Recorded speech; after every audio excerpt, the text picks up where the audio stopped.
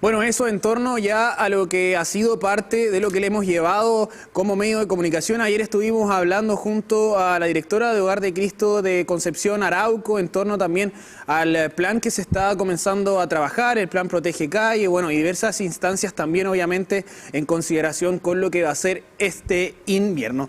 Vamos a cambiar de tema porque ya tenemos en nuestro estudio al doctor Leonel Ramos, quien es arquitecto, director del Departamento de Urbanismo de la Facultad de Arquitectura y Urbanismo de la Universidad de Concepción. ¿Cómo está? Muy buenas tardes. Hola, muy buenas tardes. Gracias por la invitación.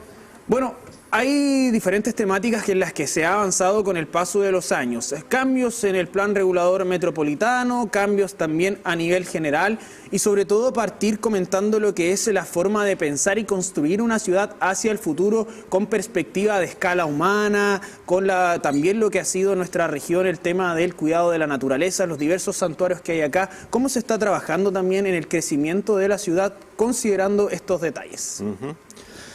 Bueno, primero habría que establecer que nuestras ciudades, desde que se fundaron, muchos aspectos de lo que tú mencionas no se consideraron. Riqueza ambiental, riqueza paisajística, riesgos, son elementos que no fueron considerados en las ciudades fundacionales americanas. Cosa que sí ocurría en las culturas precolombinas. Para quien le interese el tema, por ejemplo, los incas eran expertos en hidráulica, conocían muy bien los regímenes de lluvias, por lo tanto las ciudades nunca colapsaron en este sentido. Y también la naturaleza jugaba un papel muy importante en la belleza escénica de las ciudades precolombinas. Con la llegada de la conquista se produce un quiebre y las ciudades pierden estos atractivos y comienza a fundarse ciudades que son muy precarias, por llamarle así, y muchos de esos problemas se heredaron hasta el día de hoy. Por ejemplo, el conflicto que hay entre el crecimiento de las ciudades con sus entornos naturales, con sus humedales, con sus cerros, con sus lagunas, etc. Afortunadamente diría yo que en el último tiempo ha habido una reconversión en el sentido de valorizar estos entornos naturales e incorporarlos a los instrumentos de planificación, planes reguladores, áreas protegidas, etcétera. Y eso le da un componente muy atractivo a las ciudades contemporáneas y nos abre una ventana de esperanza de que estas ciudades van a funcionar un poquito mejor en el futuro, van a suplir estos problemas fundacionales que te comentaba en el inicio.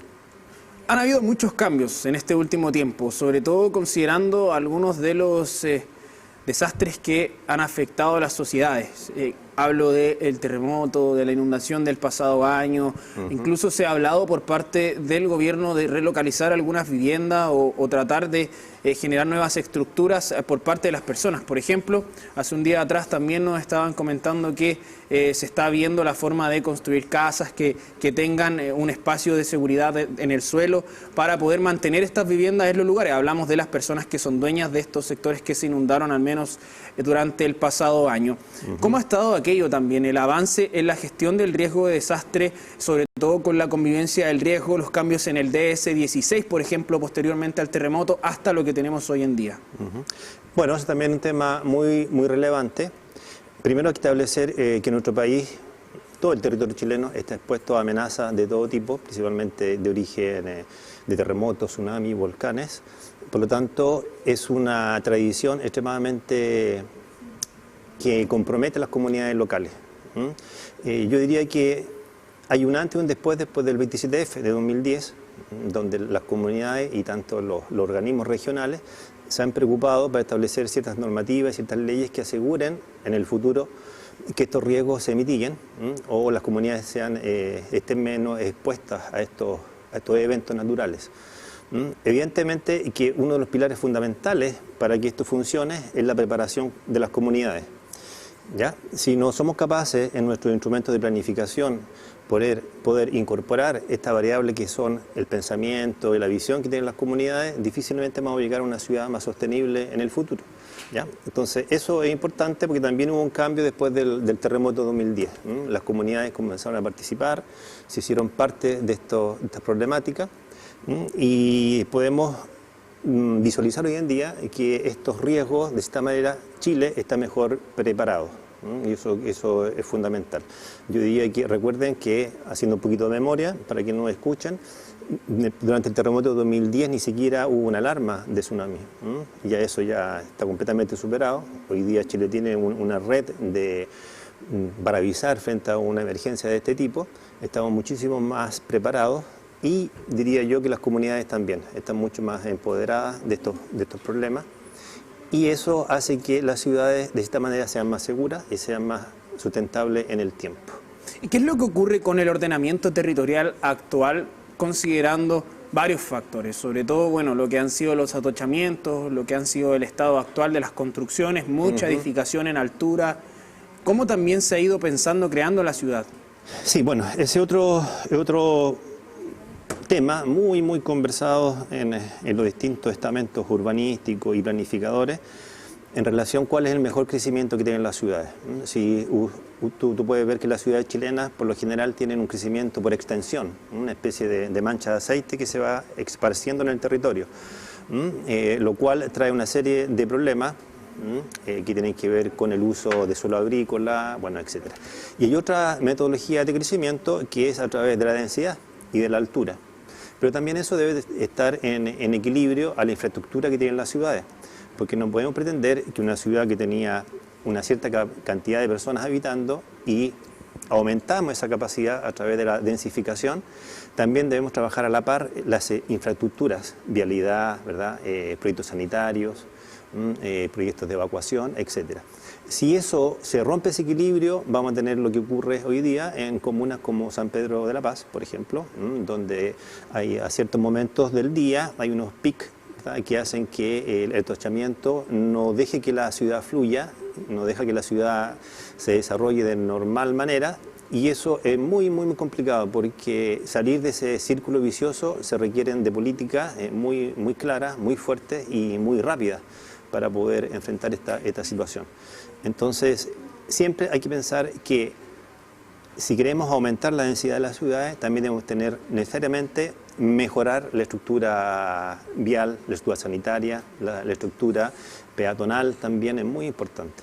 Entonces, no solamente basta con dar densidad a los centros urbanos, sino que hay que mejorar la infraestructura que es capaz de sostener esta población.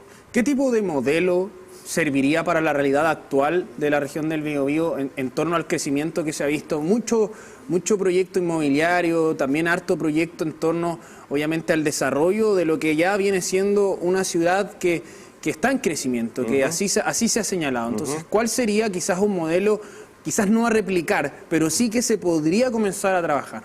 Bueno, partamos de la base que en Chile tenemos un déficit habitacional importante. Las cifras más conservadoras dicen 500.000 unidades habitacionales, otros dicen un poquito más, incluso acercándose al millón. Entonces es un problema que ya existe, ya está presente en nuestras ciudades. Por lo tanto, debemos tener presente que las ciudades deben desarrollarse, deben crecer. Pero para afrontar de buena manera este desafío, yo creo que se debe estudiar muy particularmente cada caso, porque aquí no hay una ley general que va a servir para todas las ciudades, sino que en casos particulares. Por algo los planes y los estudios son muy focalizados y muy puntuales. En el caso de Concepción hay una larga discusión que incluso en el último plan regulador se está discutiendo, que tiene que ver con las alturas, con las densidades que se dan a los centros históricos, que está en pleno desarrollo. Yo creo que si ustedes se fijan y hiciésemos un estudio de la ocupación que hay hoy en día de los centros urbanos, vamos a ver que están subutilizados. Hay muchos departamentos, mucha oferta, también ocurre en Santiago, que están desocupados. Entonces ahí hay otro problema, ¿verdad? En la oferta y demanda. Por lo tanto, debemos primero hacer este estudio con mucha precisión, para establecer cuáles son las zonas en las cuales se puede densificar y otras cuales no. También debemos establecer cuáles son las posibilidades de expandir el área urbana de los centros más importantes de Chile, para establecer ahí una dinámica de tal manera que, como te comentaba, el crecimiento y la densidad se dé en un estado de equilibrio y armonía. Cuando se producen estos desequilibrios, evidentemente las ciudades comienzan a enfermar. y se empiezan a manifestar a través de estos tacos viales, de otras inundaciones, etcétera. Entonces, antes que esto se transforme en un problema crítico, ya debemos estar actuando, ¿verdad?